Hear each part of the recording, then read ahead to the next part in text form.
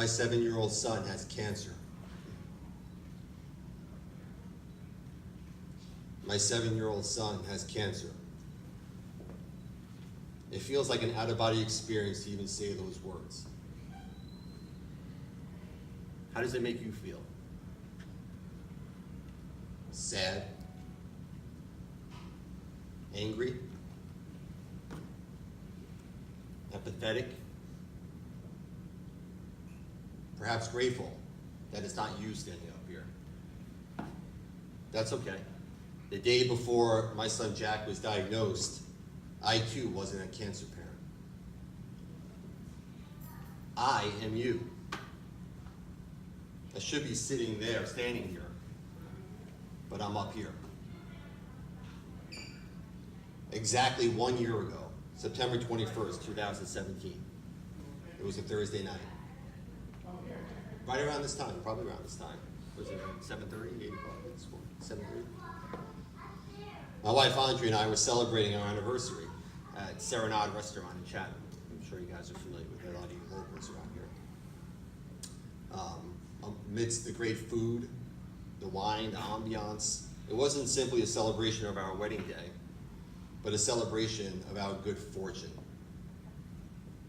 And I remember vividly looking at her at one point during the dinner and making the statement, you know, we're so blessed.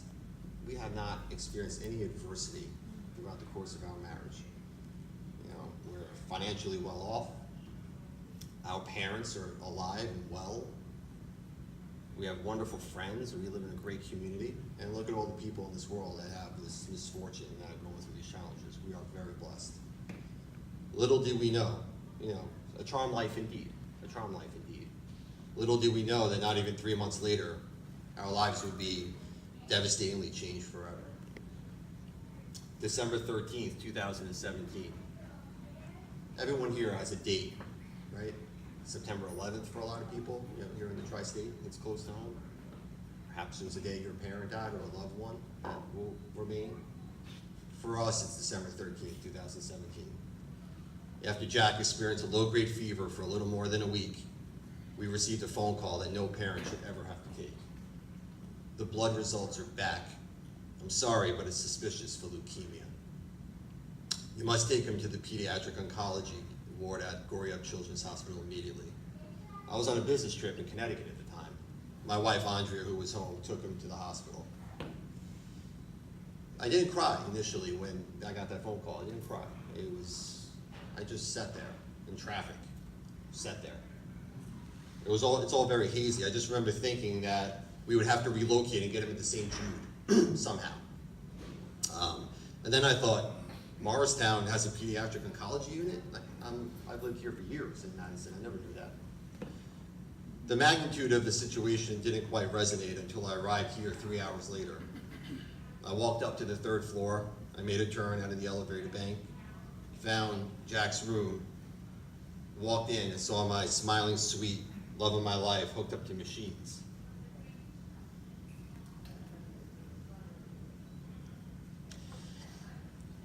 I just lost it and buried my face in his back so he couldn't see me crying. Inconsolable, devastated. Andrea and I were then escorted into a private room to speak with the oncologist. I was crying so hard I couldn't see or breathe. And then in walked, perhaps a 5'2", glasses, gift from God, Dr. Michelle Nair, who's a colleague, one of the oncologists here at the Valerie Center. She calmly explained to us the blood results, outlined what was to come next, the fact that Jack would lose his hair, have to miss the rest of the school year. It was overwhelming, and I just continued to cry. That's when she held my hand and asked me to articulate exactly what I was feeling. I told her the fear of my son dying. And as I looked up at her face, with tears in her eyes, she told me that she would treat him as if he's her own. Those words in that moment were significant. I believed her.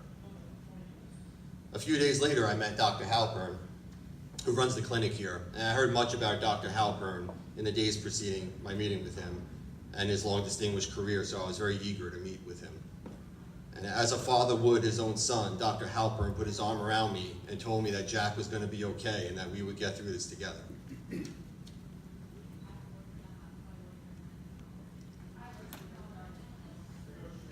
These people are doing God's work. My definition of hero has been completely redefined. Just think for a moment the experiences Dr. Halpern and his staff have had over the past few decades. He's been at the forefront witnessing the incredible advancements made in the treatment of childhood cancer. Think about the pride they must feel when long-term survivors come in for a visit years later, some with their very own kids, or the sadness they must feel when reflecting upon those who lost their battles, forever children in heaven. When your child is diagnosed with a life-threatening illness, it becomes impossible to discern fear from intuition.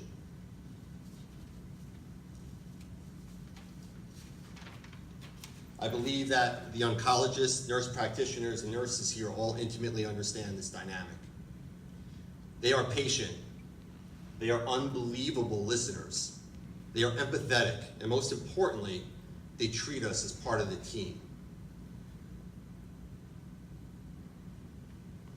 This is a partnership in the most profound definition of the word. While I don't know what the future holds, I do know that 10 months after his diagnosis, Jack is doing extraordinarily well. And I believe that is clearly a byproduct of the unparalleled care that he's received here at the Valerie Center.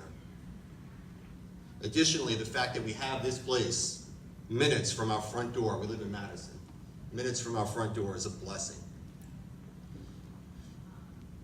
When I was asked to speak today, I was deeply humbled. How do you find the words to best describe those who are saving your child's life? What are the words? I wish I knew the words. The truth is, there are no words, but I do want to say this to you all today. I've failed because I should be standing there in a position to help, to be on the giving side of the equation. When those sad St. Jude commercials came on TV, I simply changed the channel. Just the thought of having a child having cancer seemed so foreign to me then. I pleaded ignorance. But this is real. We are the parents in that commercial, and I can't change the channel.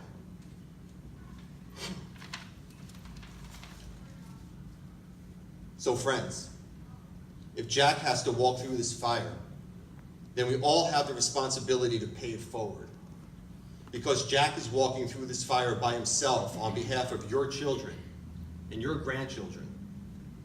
We all should be walking alongside that fire, guiding him and supporting him. Every night since Jack's diagnosis, Andre and I say prayers together with him. And before we say our prayer, we always ask him, so Jack, was today a good day or a bad day? We ask this because we want him to be honest about how he's feeling in a given day. So after about 40 straight nights saying it was a good day, finally one night he looked at me and said, Dad, every day is a good day.